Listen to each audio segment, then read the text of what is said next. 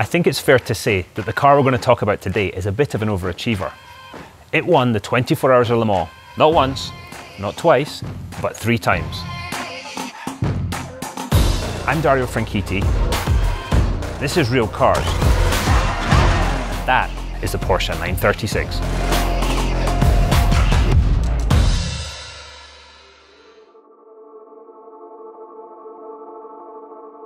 The Porsche 936.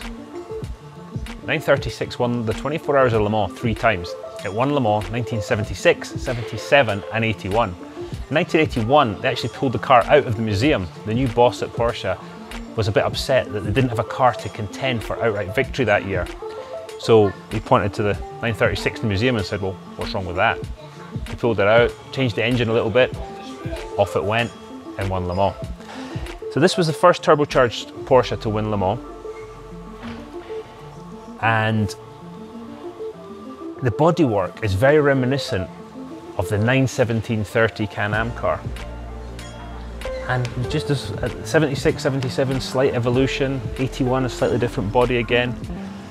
But it's dominated by this air scoop. At the time, the Formula One cars were getting the air scoops higher and higher to get the air from out with the airstream of the car. But that was the downfall of the Renault cars that the Porsche were competing against at Le Mans.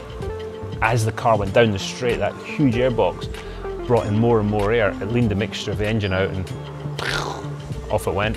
Porsche went on to victory.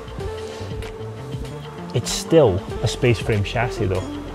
Formula One had had monocoques since the very early 60s and Porsche were still using space frame chassis. It's got a little passenger seat in there. I'm not sure I'd really want to go for a ride in that, to be honest.